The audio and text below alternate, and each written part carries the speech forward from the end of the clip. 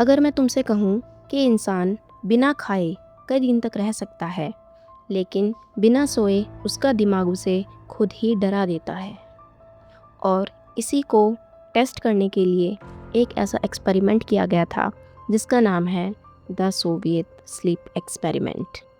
1940 के दशक के अंत में सोवियत संघ के शोधकर्ता एक ऐसी दवा या गैस की तलाश में थे जो सैनिकों को बिना सोए हफ्तों तक लड़ने की ताकत दे सके।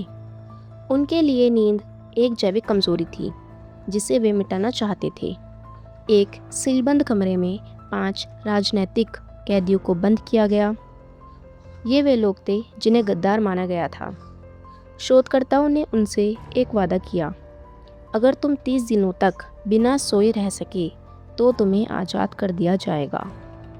कमरे में ऑक्सीजन के साथ एक प्रायोगिक उत्तेजक गैस मिलाई गई।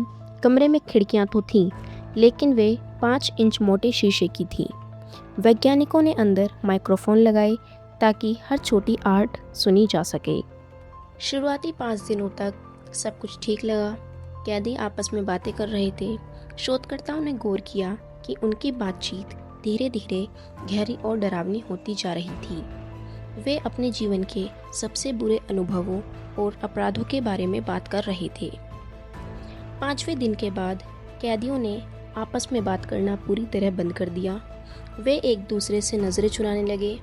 वे माइक्रोफोन के पास जाकर फुसफुसाते थे, जैसे कि वे अपने साथियों को धोखा देकर वैज्ञानिकों की सहानुभूति जीतना चाहते हों। वैज्ञानिकों का मानना था कि यह एक गैस का साइड इफ़ेक्ट है। 9वें दिन की दोपहर को एक कैदी अचानक पागल हो गया। वह कमरे में पागलों की तरह भागने लगा और लगातार 3 घंटों तक इतनी ज़ोर से चिल्लाया कि उसके वोकल कॉर्ड फट गए। वह अब केवल फुसफुसा सकता था। सबसे भयानक बात यह थी कि बाकी कैदियों ने कोई प्रतिक्रिया नहीं दी।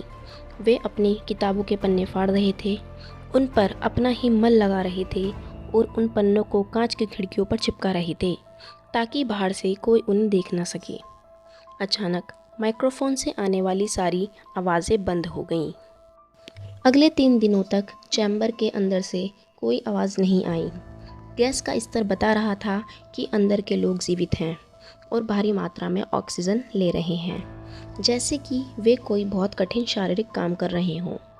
14वें दिन शोधकर्ताओं ने घबराकर इंटरकॉम पर घोषणा की, हम चैम्बर खोल रहे हैं। अंदर से एक ठंडी बेजान आवाज़ आई, अब हम आज़ाद नहीं होना चाहते। जब चैम्बर का दरवाज़ा खोला गया और ताज़ी हवा अंदर भेजी गई तो अंदर से ऐसी चीखें आईं जैसे किसी को ज़िंदा जलाया जा रहा हो। वे गैस वापस मांग रहे थे। जब सैनिक अंदर घुसे तो जो नज़ारा था उसे देखकर कई सैनिकों ने मानसिक संतुलन खो दिया। एक कैदी मर चुका था जिसके शरीर के मांस को काटकर बाकी कैदियों ने खाया था। बाकी 4 कैदियों ने अपने पेट और छाती को अपने नाखूनों से फाड़ लिया था।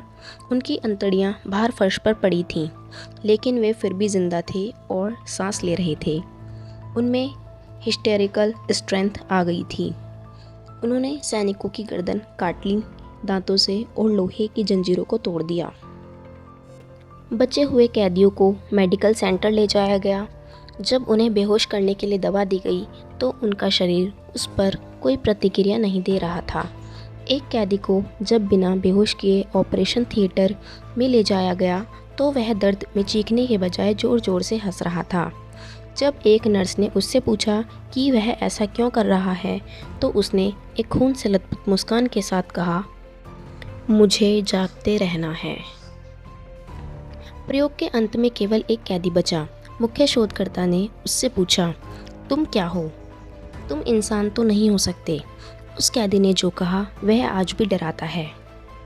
क्या तुम भूल गए, हम वह पागलपन हैं जो तुम्हारे अंदर दबा रहता है। हम वह अंधेरा हैं जिसे तुम हर रात सोने पर दबा देते हो। हम वही हैं जिससे तुम अपने बिस्तर के नीचे छिपते हो। शोधकर्ता ने कांपते हुए उसे गोली मार दी। कैदी के आखिरी शब्द थे, लगभग आज़ाद। यद्यपि यह कहानी रोंगटे खड़े कर देती है, लेकिन विज्ञान इसे नकारता है। यह कहानी हमें याद दिलाती है कि मनुष्य को नींद और अंधेरे से कितना डर लगता है। यह कहानी एक चेतावनी की तरह है कि विज्ञान की सीमाओं को पार करना कितना खतरनाक हो सकता है। क्या आप ऐसी ही और सच्ची ऐतिहासिक रहस्यमयी घटनाओं के बारे में जानना चाहते हैं? तो कमेंट करें नेक्स्ट।